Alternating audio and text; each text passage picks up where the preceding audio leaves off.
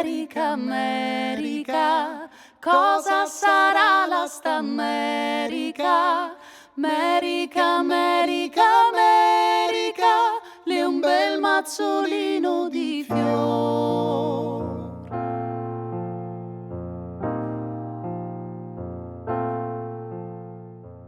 No final do século XIX, com o fim da escravidão e a possibilidade de escassez de mão de obra na agricultura, começou no Brasil uma campanha de incentivo à imigração de povos europeus, que, entre outros fatores, corroborava com o projeto de branqueamento do país.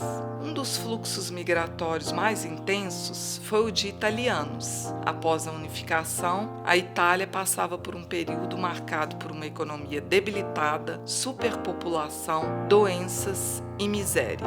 Muitos núcleos coloniais foram criados em todo o Brasil. Um deles foi montado em São João del Rei, Minas Gerais. Em novembro de 1888, chegaram as primeiras famílias, com a promessa de terra, moradia e sustento. Mas as coisas não ocorreram como previsto. Os imigrantes passaram por muitas dificuldades e tiveram uma vida marcada pelo trabalho árduo. Diante da impossibilidade de abordar as mais de 400 famílias com sobrenomes italianos em São João del Rei, convidamos alguns descendentes a relatarem suas lembranças e histórias. Eu me lembro vagamente, quando na minha infância, todo domingo a gente ia visitar a vovó. E eles dentro de casa falavam italiano, eles lá, os filhos com a avó e tal. E eu lembro vagamente da conversa, achava que soava bem a língua italiana, que é uma língua bonita. Minha avó conversava tudo em italiano, né, a língua, falava tudo. Meu pai fala um pouco, meus tios falam um pouquinho, mas eu entendo ainda um pouco. Como se diz, né, é o dialeto que a gente tem, né, não é aquela língua mesmo, né? Mas dá para entender sim. Hoje com o restaurante eu já recebi vários, né, turistas italianos que dá para você conversar numa boa, entende tudo. Eu entendi, fiquei super feliz, que não é muita coisa que mudou não, né? Eu vi a vovó assim, conversar às vezes com o vovô, depois a vovó ficou viúva, ela falava alguma palavra assim em italiano lá com o tio Severino, porque ela ficou morando com o tio Severino. Então, ela falava alguma palavra italiana com o tio Severino respondia, mas eu não sei mais o que era assim, como diziam. Eu via que ela falava assim, de vez em quando, cuxagueto, mas eu não sei o que é. Cuxagueto. Então, não sei se isso ela estava atingindo ou era que era para mim ficar quieta. Por exemplo, eu lembro, meu avô falava direitinho comigo, eles fechavam a mão, aquela mão pesada, dura. Vieni qua, Beatriz, vieni qua. Isso eu lembro direitinho, a vovó também chamava, vieni qua. O meu pai falava italiano, mas um italiano assim, meio portuguesado, um dialeto, né, misturado. Mas os mais velhos do que eles, sim, falavam o italiano mais apurado um pouco. Papai falava italiano, mas eu aprendi mais com meu avô. Eu não aprendi quase nada. Mas os filhos, os netos, às vezes eu falo assim, vamos com esse carro ali. Eu falo 20% brasileiro, mas eles não interessam. É aquele carro ali, eles não entendem. Porque não interessa. Porque se interessa não é difícil. E quando não interessa, tudo é difícil. É capiche? Não leveira? É velho. O Petrúcio, quando chegou aqui, ele não sabia falar uma palavra de português. Porque o primo que o trouxe, o Juca, foi passear na Itália. Ele não foi uma coisa programada, foi surpreendente. Ele não se preparou para vir, não. Falou, quer ir para o Brasil? Vai para o Brasil. O seu Juca tinha ido lá em dezembro. Então ele veio em janeiro de 1954.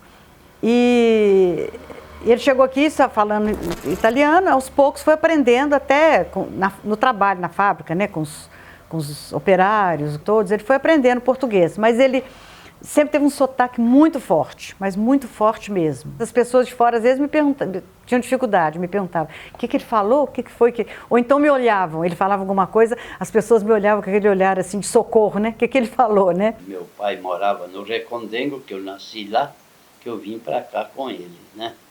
Então, eu fui crescendo ali só tinha pai e mãe para falar. E o meu avô morava de cá. Na casa de cá, é perto ali. Então, só falava o italiano, o dialeto. Eu aprendi aquilo. Eu não sabia falar o português nosso aqui hoje. Não sabia. Depois é que eu fui pegando, porque aí a gente foi acrescentando um pouco mais. E teve que ir na escolinha, com 7 anos, eu já sabia falar já o português. Mas não esquecia do italiano. E eles não gostavam de falar o português aqui nosso, não. Aprenderam, né, falar o italiano, só o dialeto. Então, não falava brasileiro, não. Então, a gente também pegou. Aprendemos assim. A família Calçavara, por exemplo, só falava italiano entre eles, os mais velhos. Por isso que hoje tem alguns que ainda falam. Só que houve uma mistura. Então tem um dialeto diferente, um dialeto deles próprio aqui. Não é nem um dialeto que vieram de lá, se misturaram. Metade dele é metade. Cada chia bombone para mim, chia para ele, para mim. Não tem que ver que ia ser da Chiane. Ia ser da Chiane. A minha mãe com meu pai, eles falavam quase tudo italiano, os dois. E a minha mãe devia ter, assim, colocava a gente, tinha que aprender mais a falar italiano com eles, né? Falar mais e, gente, vamos, que é bom, né? Aprender. Aí a gente não pegou aquele hábito de falar italiano. Agora é gíria, nós sabemos tudo. Gíria italiana. Gíria italiana, nós sabemos muita coisa. Nós sabemos muita gíria. Você lembra? Esquifosa. Esquifosa, eu lembrei. Esquifosa. O que mais? Bela Nova. Lembrando de alguma coisa que marcou meu pai, eu pedi a ele, isso eu guardei até hoje. Eu era jovem, falei, pai, me ensina a conquistar as moças em língua italiana. A ele, ti é uma bela tosa como um fiore de bosque. Então isso eu guardei até hoje, eu tinha 18 anos, 15 anos, isso eu guardei do meu pai, que é italiano. Eu não entendo por que eles não ensinaram o italiano para a gente, porque na conversa deles, eles só conversavam em italiano. Então a gente era criança e nós fomos aprendendo a entender tudo. Tanto é que quando eles tinham que falar alguma coisa que a gente não podia escutar, eles pediam para a gente sair, porque a gente entendia tudo e não falava italiano. Uma vez pedi meu tio para ensinar para a gente, mas ele nunca tinha tempo. Uma coisa que nós sentimos muito que na nossa convivência em casa ele nunca falou italiano, né? Apesar que minha mãe sempre pelejava com ele para nos ensinar a falar o italiano, mas ele vamos dizer, era sem tempo, né? Chegava, almoçava, né? Como italiano, tomava seu vinho, dava seu cochilozinho depois do almoço, ia para a firma, trabalhava, né? Até mais tarde. A maioria dos italianos que chegaram, eles só se falava a palavra nono e nona. E eles decidiram adotar o português. Então, eu aprendi a falar nona e nona com meus avós. Mas tudo foi aportuguesado. Os nomes deles foram todos alterados. Era Giovanni, Giuseppe, Domenico, tudo foram aportuguesados. E quem tinha 3, 4 nomes, pegou o primeiro nome, aportuguesou e conservou somente o nome da família. Meu avô chamava Giovanni Battista Caraza, no Brasil, João Caraza. Para se adaptar mais ao país, para ficar mais fácil também a linguagem para o pessoal. Então, ser João, José, foi um caminho assim mais fácil, foi uma simplificação. Na realidade, eu acho que faltou um pouquinho de interesse, né, da gente procurar mais, né, quando era mais jovem, faltou muito interesse, porque, assim, ensinar, eles gostavam muito de ensinar. O papai era muito dado com a família, tudo. A gente tinha muita ligação, mas o interesse acho que foi pouco para isso, né? A gente foi indo para a escola, foi aperfeiçoando mais o nosso português, né? E com isso foi ficando, foi desprezando. E tem uma outra curiosidade que é, assim, logo depois que entrou o regime, né, na década de 30 já, começando a Segunda Guerra Mundial, o meu avô proibiu os filhos de conversarem italiano na rua, porque dentro de casa eles só falavam italiano, era uma exigência dele. Mas na rua não podia falar italiano, meu pai contava muito isso, porque eles tinham medo de represália por causa do fascismo, junto com o Mussolini, com o Hitler, e o Brasil fazia alguma represália com a família. Então, na rua era proibido, mas dentro de casa era obrigado a falar italiano.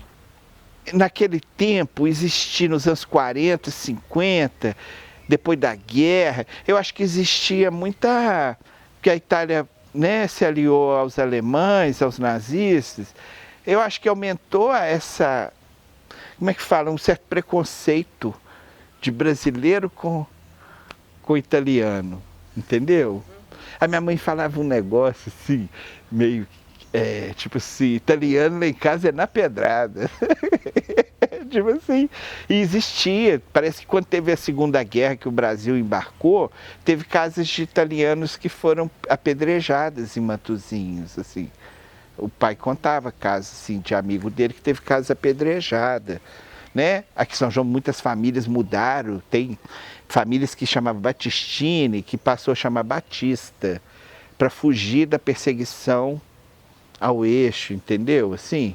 Hoje em dia já está todo mundo procurando aí, né? A fazer aula mesmo de italiano para aprender mesmo, né? Porque é uma língua bonita, é bacana, né? A gente tem que procurar a nossa cultura mesmo, né? E hoje a gente vê que tem uma riqueza nisso aí, porque hoje o nosso filho busca, né? O Marquinho busca falar italiano. Então ele fala hoje a língua italiana mais do que ele falava antes. Eu falo um pouco da língua, um pouquinho, da Itália, que fala lá hoje. Não, e entendo um pouquinho da daqui, porque a daqui é muito complicada, porque lá na Itália que existe ainda, tem hoje 3 dialetos que se confundem entre eles. E o nosso dialeto, de fato, quando veio, foi o de Vêneto, né? De Vêneto. Aí eu lembro que eu cheguei a fazer um curso, até comecei, é muito estudo, é muito teórico, né? Eu aprendi muita coisa com ele, muito interesse. As minhas idas à Itália, de ficar lá 3 meses, eu só falando italiano, né? Eu fui aprendendo. Depois eu aprendi, resolvi arranjar uma professora e aprender realmente. Porque eu achava que eu falava italiano, assim, nós vai, nós fica, né? Porque eu não tinha uma noção nenhuma de gramática, etc. E até hoje eu mantenho uma professora que vem aqui, uma vez por semana, para a gente fazer conversação, para não esquecer. Em 1998 eu fui em lua de mel para a Itália, com o objetivo de conhecer um pouco a história do meu pai, né, da minha avó, da minha família. E cheguei em Roma, depois eu fui para Salerno, que é na região da Campânia.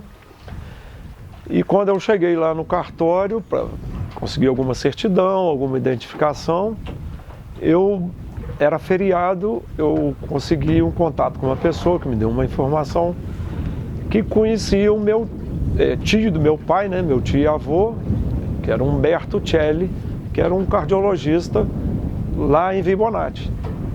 Então nós demos carona para ele, ele me conduziu no caminho, um caminho lindo, claro, né, que é a Costa Amalfitana. Passamos em Sorrento, a região mais linda da Itália, na minha opinião. E aí chegamos lá à tardinha, eu bati na casa do Umberto Celli, ele falava um espanhol, que eu já tinha morado na Venezuela, conseguimos comunicar. Ele me falou que se eu retornasse no dia seguinte, eu iria na casa da minha avó, lá em Vibonati. Isso era em Vila Mare, na base 3 quilômetros de Vibonati. E aí no dia seguinte eu acordei e tal, só que a pousada que eu dormi em Vila Mare, eu peguei um catálogo telefônico, isso aí é muito interessante, e fui procurar risoute. E tinha vários, uma quantidade enorme de risoute. Tinha Celli, tinha Lombardi, tinha Tortoriello, tinha sobrenome de tudo quanto é gente que já, né, dos italianos aqui de São João del Rei, da nossa região. O meu bisavô, ele nasceu numa frazione que chama San Pietro di Legnago, é um lugar meio afastado do centro da cidade, né? Aí eu falei assim, depois eu vou voltar aqui, porque esse pessoal mais idoso, eles devem conhecer as pessoas todas, né? Aí eu fui, tomei banho, cheguei na pousada, arrumei as coisas e tal, tomei banho, me orientei, peguei um mapa, e aí fui lá no tal quiosque, aí cheguei lá, pedi um sanduíche, a hora que eu abri a boca, o cara falou, você não é daqui. Aí eu falei assim, não, eu sou brasileiro, e essa é a segunda vez que eu venho aqui, meu bisavô nasceu aqui em San Pietro di Legnago, e eu estou aqui num hotel. Aí a mulher dele virou e falou assim, qual o sobrenome? Aí eu falei assim, Lovato. Ela falou, ih, Lovato? Mas você conhece alguém? Eu falei, não. Ela falou, ih, Lovato. Lovato é muita gente. Aqui, Quá, a Xereia, a Rovigo. Aí começou a falar a cidade, a Mantova. É muita gente Lovato. Aí eu falei, a minha pesquisa... Nessa aí a minha pesquisa de hereditariedade foi toda embora aqui. No sábado fui à casa do Umberto Celli, que era sobrinho da minha avó. Ele era filho da Matilde, da irmã mais nova da minha avó. E ela morava na casa dos pais dela, né? Onde a minha avó nasceu.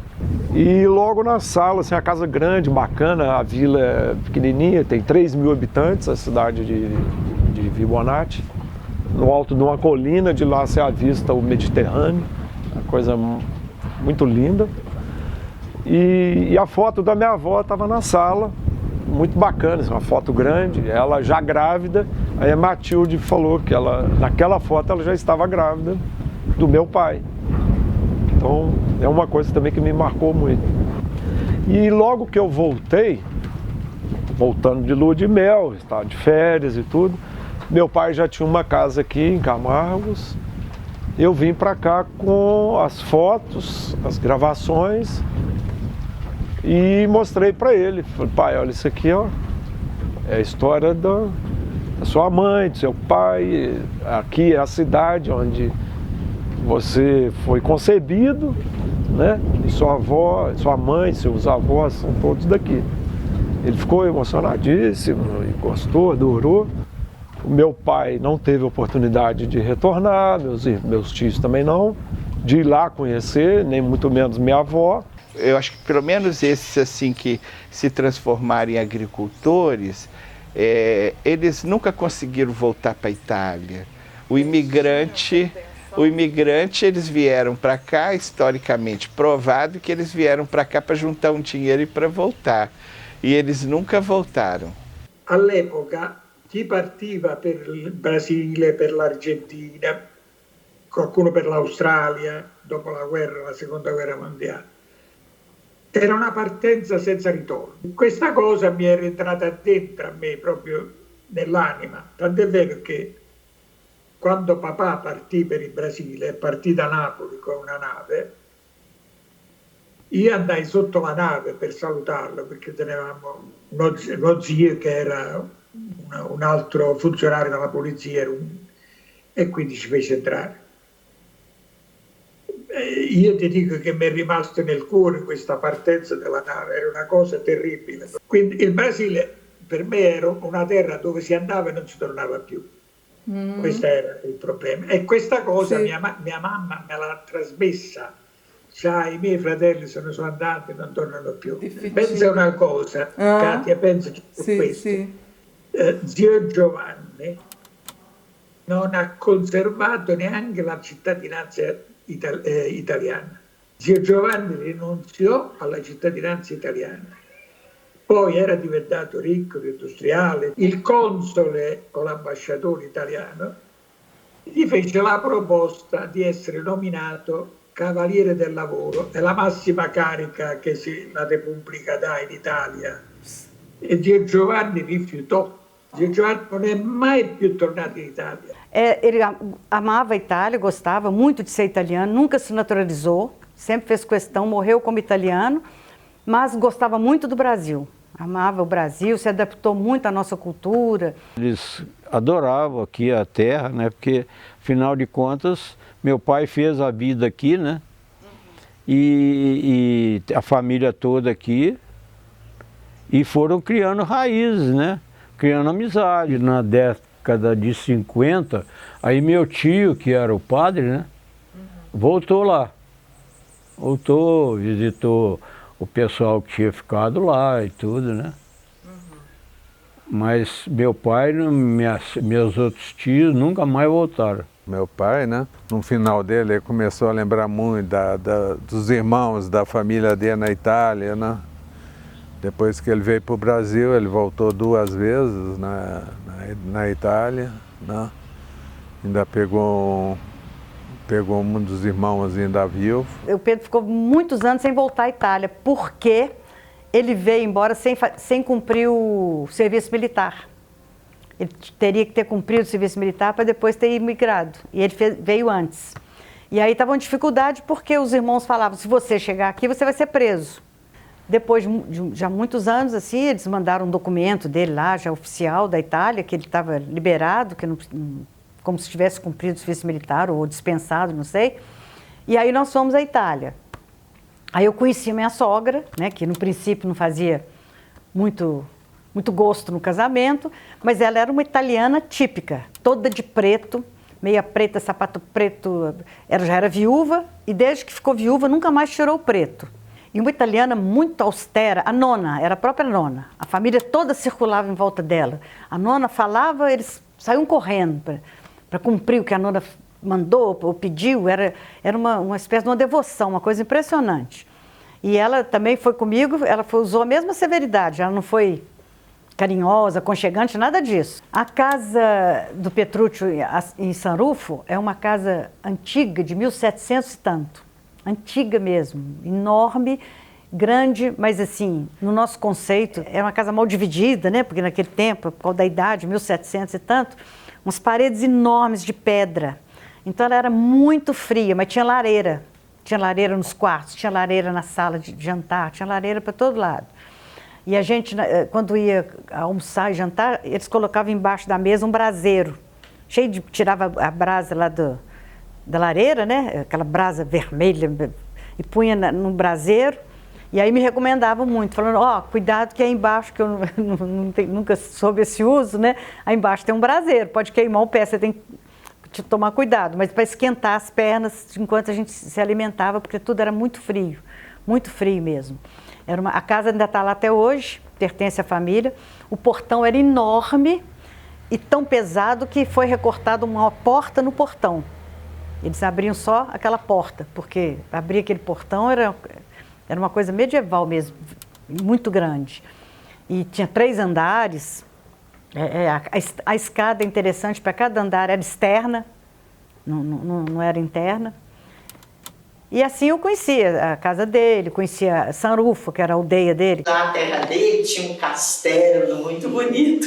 E quando a gente estava em Verona, nós tomamos um táxi para ir a Suave.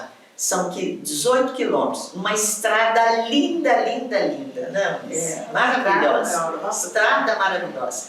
De longe eu avistei o castelo que ele falava. Aí logo eu falei, o castelo. Aí você descrevia direitinho como que era.